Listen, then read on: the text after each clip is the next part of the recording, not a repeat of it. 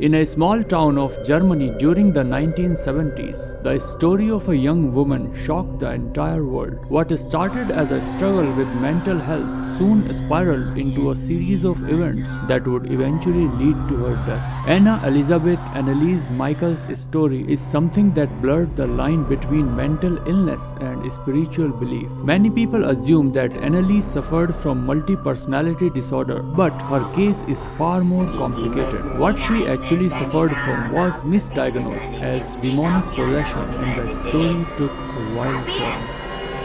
Born in 1952, Anneliese grew up in a deeply religious Catholic family. As a child, she was kind, intelligent, and liked by everyone in the neighborhood. There was nothing unusual. She was a bright student, and just like her parents, she had a strong faith. But by the time she reached her teenage years, things began to change. At the age of 16, Anneliese experienced her first epileptic seizure, which occurs when there is an abnormal electrical activity in the brain for a short period of time. She was diagnosed with temporal lobe epilepsy, a condition that can cause seizures. But despite the treatment, her condition worsened over time. She began hearing voices, seeing terrifying visions, and displaying erratic behavior. Her symptoms resembled what we now understand as schizophrenia, with delusions, paranoia, and hallucinations. But to Anneliese and her deeply religious family, these weren't the signs of a mental illness. They believed something far more sinister was happening. As her condition worsened over time, Anneliese and her entire family became convinced that she was possessed by demons. Her family sought medical treatment, but nothing seemed to help.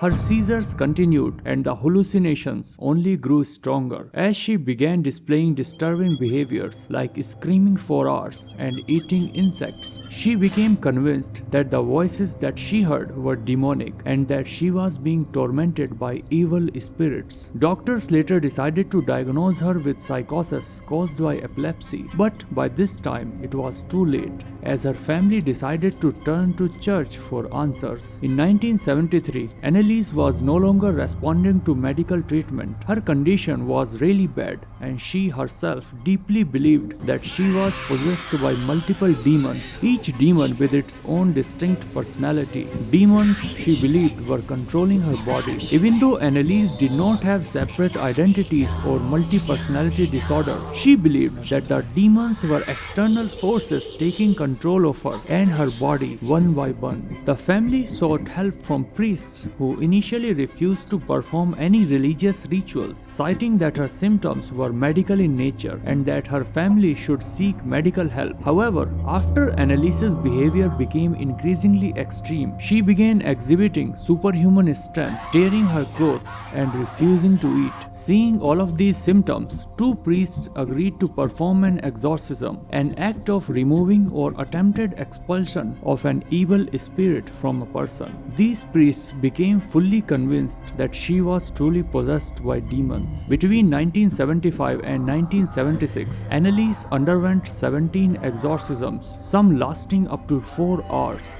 These sessions were physically exhausting, and Anneliese's physical condition began to deteriorate rapidly. She refused food and water, claiming that the demons would not let her eat. She became severely malnourished and dehydrated. Anneliese's mental state was also worsened by these rituals. She spoke in different voices, believed to be of the various demons possessing her body. She would alternate between moments of clarity, where she prayed and asked for exorcisms to continue, and terrifying fits of violence and anguish. In her final moments, Anneliese believed she is suffering for the sins of others, convinced that her torment was a part of God's divine plan. On July 1st, 1976, Anneliese passed away from starvation and dehydration. She was only 23 years old. Anneliese's death shocked the world, and her case quickly gained limelight. Her parents and the two priests were charged with negligent homicide. During the trial,